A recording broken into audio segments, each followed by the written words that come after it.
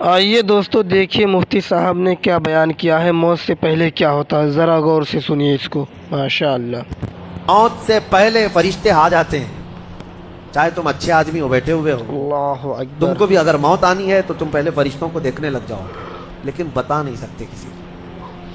موت سے تھوڑی دیر پہلے فرشتے قریب آ جاتے ہیں۔ سبحان اللہ۔ پہلے جماعت فرشتوں کی آتی ہے، پھر ملک الموت آتے ہیں۔ واہ۔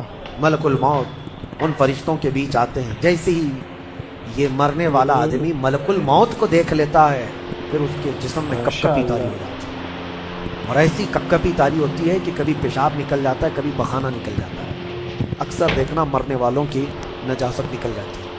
ملک الموت کو وہ بہت قریب سے دیکھتا ہے، اور ان کی دو شکلیں ہیں۔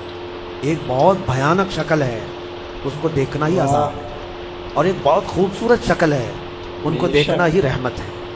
وہ نیک بندوں کی روح نکالنے کے لیے جب جاتے ہیں تو خوبصورت شکل میں جاتے ہیں، اور جب گنہگاروں کی روح نکالنے جاتے ہیں تو بھیانک شکل میں جاتے ہیں، اور ان کو دیکھتے ہی مرنے والے کا جسم پیلا پڑ جاتا ہے، پیشانی اکھڑ جاتی ہے، آنکھیں پھٹی رہ جاتی ہیں، اور پھر خرخرا آنے لگ جاتا ہے، یعنی خرخر کی آواز تیز ہو جاتی ہے۔ وہ بولنا چاہتا ہے اپنے پاس والوں کو، لیکن بول نہیں سکتا، بند ہو جاتا ہے۔ یہ وہ وقت ہے جب اس کے توبہ کا دروازہ بھی بند ہو جاتا ہے۔ اب اگر فرشتوں کو دیکھ کر کوئی توبہ بھی کر لیا، ایمان لایا، تو اس کا ایمان قبول نہیں۔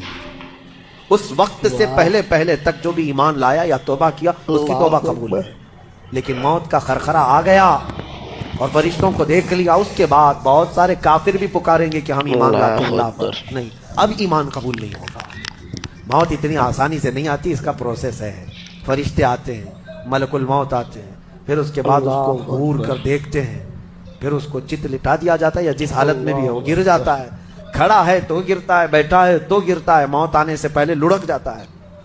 یہ ضروری بھی نہیں ہے کہ آج میں اپنے آپ کو سنبھال کر بیٹھا ہوں، اگر میری موت آنی ہے اسی کرسی سے گر جاؤں، اسی جگہ سے ہم گر جائیں۔ اور اس کے بعد ملک الموت روح کھینچنا شروع کرتے ہیں، پیروں کے ناخنوں سے لے کر ہاتھوں کے ناخنوں سے لے کر اس کے جسم کے ہر حصے سے لے کر ناک تک کھینچتے ہوئے لاتے ہیں، اور اس کے بعد جب پوری روح نکل جاتی ہے، وہ لے کر کے چلتے رہتے ہیں، اور مردہ ان کو جاتے ہوئے دیکھتا رہتا ہے۔ آنکھیں سب سے لاسٹ میں کھلی رہتی، کسی بھی مرنے والے کی آنکھیں بند نہیں رہتی، کھلی رہتی، وہ دیکھتا رہتا ہے۔